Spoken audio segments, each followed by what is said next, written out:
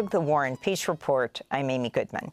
Says it has killed Iran's security chief Ali Larijani as the United States and Israel continue heavy airstrikes across Iran.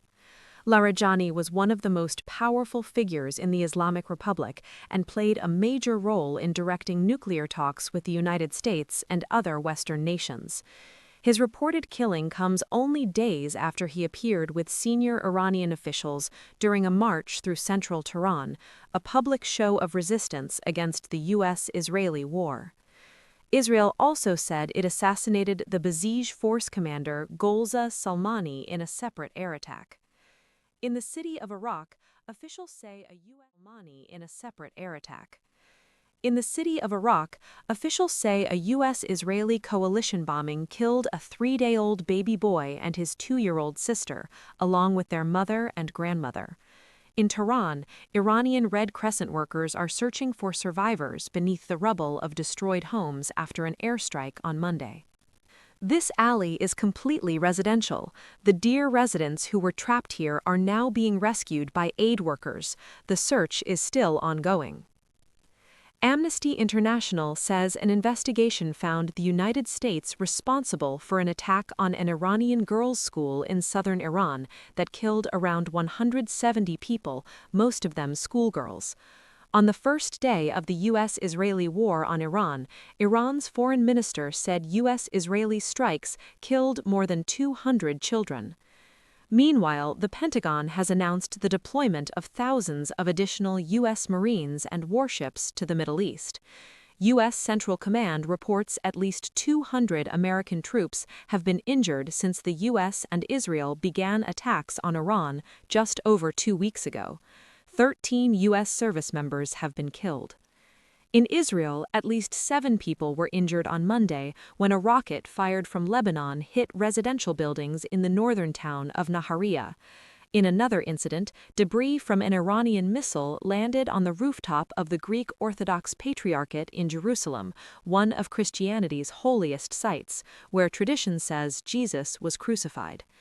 An Iranian missile also damaged the residence building of the U.S. consulate in Jerusalem, though no injuries were reported.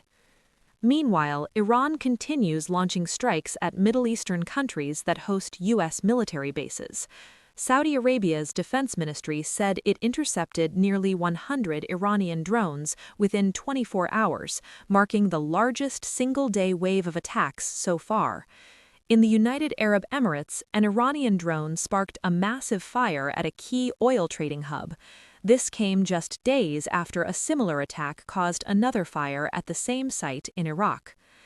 An Iranian drone damaged the top floor of the Rashid Hotel in Baghdad's heavily fortified Green Zone on Monday, as reports said Iraqi air defenses shot down an Iranian missile aimed at the U.S. embassy. Kuwait and Qatar also reported additional Iranian drone and missile attacks. According to Goldman Sachs, if the war continues until the end of April, the gross domestic product of Gulf states could drop by as much as 14% this year. In Lebanon, Israeli strikes have forced more than 1 million people to flee their homes and have killed over 880 people. Israeli troops launched ground operations in southern Lebanon on Monday. Israel's defense minister, Israel Katz, said residents of southern Lebanon would not be allowed to return home until the safety of Israelis living near the border is ensured. This is a displaced mother who fled to Beirut because of Israeli attacks.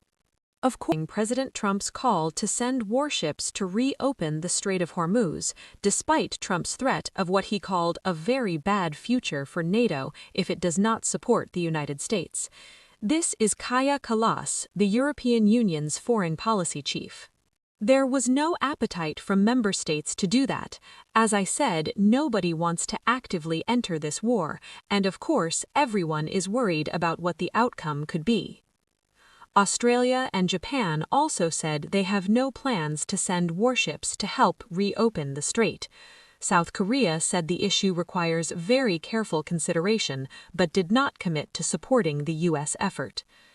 The New York Times reports that President Trump's son-in-law, Jared Kushner, is trying to raise $5 billion in additional funding for his private equity firm from Gulf Arab states, even as he serves as a key U.S. government negotiator in the Middle East.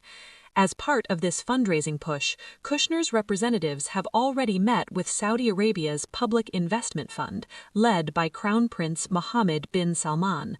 The fund has already invested $2 billion into Kushner's firm. In Texas, Lila Cordia walked free from an ICE detention center on Monday after spending more than a year in custody.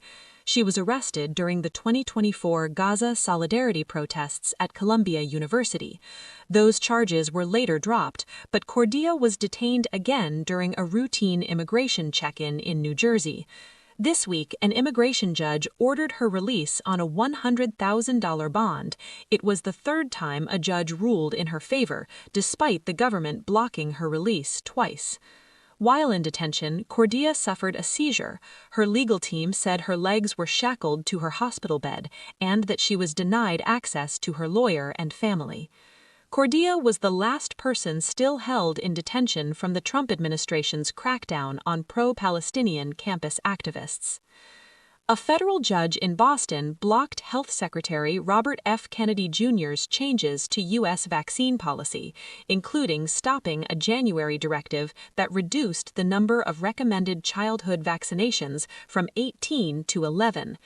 Under RFK Jr., the CDC removed recommendations that all babies be protected against hepatitis A, hepatitis B, RSV, dengue, and 2 types of bacterial meningitis. U.S. District Judge Brian Murphy wrote in his ruling, "There is a method to how these decisions have historically been made, a scientific method, and it is written into law through clear procedures. The government ignored those methods and, in doing so, weakened the credibility of its actions." Judge Murphy also ruled that Kennedy violated federal law when he dismissed all 17 of the CDC's Advisory Committee on Immunization Practices and replaced them with hand-picked appointees who have questioned established vaccine science. In Cuba, the national power grid collapsed on Monday, leaving millions without electricity as the country struggles under an energy blockade imposed by President Trump. This was the third major blackout in Cuba in the past 4 months, and the largest so far. The New York Times reports the Trump administration is pushing for Cuban President Miguel Diaz-Canel to step down. President Trump spoke to reporters on Monday about his plans regarding Cuba. "I believe I'll have the honor to take Cuba. That would be a big honor." Taking Cuba? Taking Cuba in some form, yes. Whether I free it or take it, I think I could do whatever I want with it, to be honest. Later in the broadcast, we'll go to Havana for the latest developments. In Afghanistan, the Taliban government says 408 people